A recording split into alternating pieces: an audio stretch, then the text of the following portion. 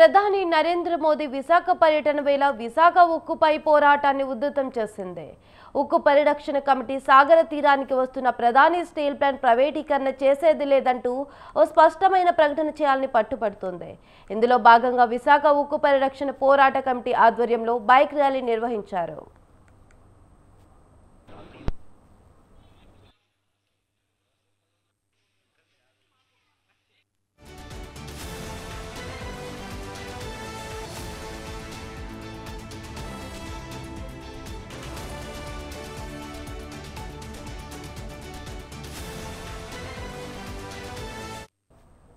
విశాఖ పర్యటనకు వస్తున్న ప్రధాని స్టీల్ ప్లాంట్ ను సెయిల్లో విలీనం చేస్తున్నట్లు ప్రకటించాలని డిమాండ్ చేస్తున్నారు పోరాట కమిటీ నేతలు, కార్మిక సంఘాలు. ఉక్కు పరిరక్షణ కమిటీ ఆధ్వర్యంలో కూర్మినపాలెంలోని దీక్షా శిబిరం నుంచి జిల్లా కలెక్టరేట్ వరకు బైక్ ర్యాలీతో తరలి వెళ్లారు.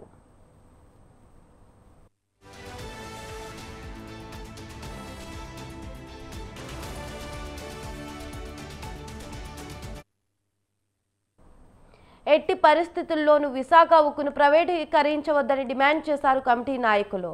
కార్మికులు శ్రమించి ఉత్పత్తి సాధిస్తున్నా జీతాలు చెల్లించకుండా ఆర్థికంగా ఇబ్బందుల్లోకి నెట్టేస్తున్నారని ఆరోపించారు.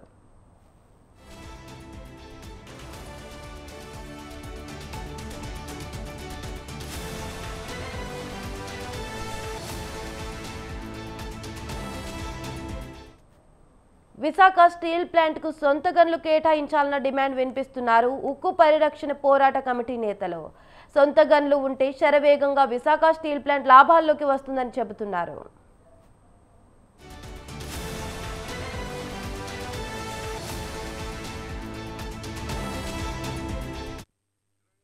ఎకరాలు 18,000 మంది రైతులు త్యాగం చేశారు. 32 మంది బలిదానాలు కొన్న విశాఖ ఉక్కుని స్టీల్ కార్మిక వర్గం గత 1426 రోజుల నుంచి కూడా పెద్ద ఎత్తున పోరాటాలు చేస్తున్నారు.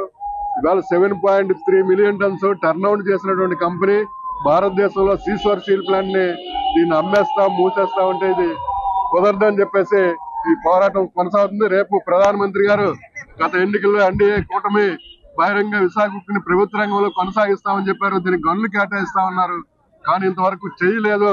కమిటీల పేరు చెప్పి ఏదో ఒక కమిట్మెంట్లు ఇవ్వకుండాను, ఏ రకమైనటువంటి ఆలోచన లేకుండాను ప్యాకేజ్ రీప్యాకేజ్ అన్నమాట. రీప్యాకేజ్ వల్ల వచ్చేటువంటి నష్టాలు ఏంటి?